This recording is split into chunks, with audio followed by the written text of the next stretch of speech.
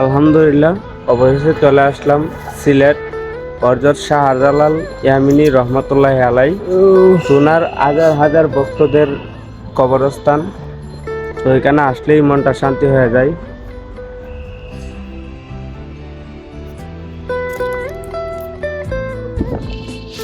তো শাহজালাল বাবার মাজারে আমার এক দাদু কিছু বলবে, আপনারা শুনেন।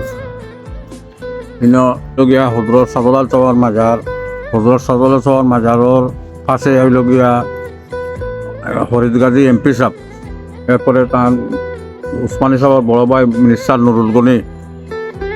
নুরুল গনি, এর বাদে হইলা গিয়া আপনি উসমানী সাহেবের মা বাপ যুবদা খাতুন, আপনার এই মফিজুর রহমান, দুইটার সামনে হইলা গিয়া এমএজি উসমানী সাহেব।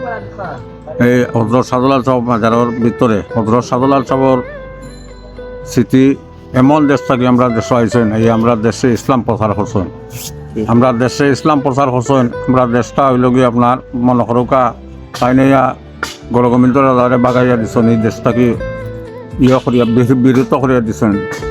যুদ্ধ তার ঠিকতে পারছে না। হজরত শাহজালাল সাহেবের দোয়ার বরকতে আল্লাহ কুদরতি সাহায্য দান করছেন তার উপরে হজরত শাহজালাল সাহেবে। তখন তো হাজার হাজার মানুষ আল্লাহর অলি দরবারে আশা করি আয়, আল্লাহ আশা ফুরাইতা।